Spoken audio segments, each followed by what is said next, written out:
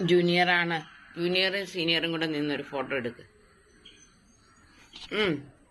ജൂനിയറും സീനിയറും കൂടെ നിന്നൊരു ഫോട്ടോ എടുക്കുന്നില്ലേ?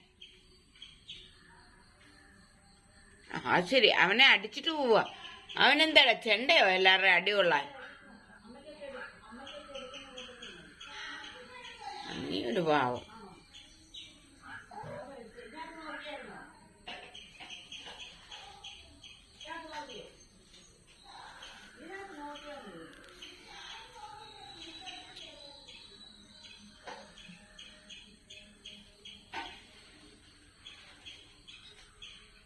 പോവാണോടാ?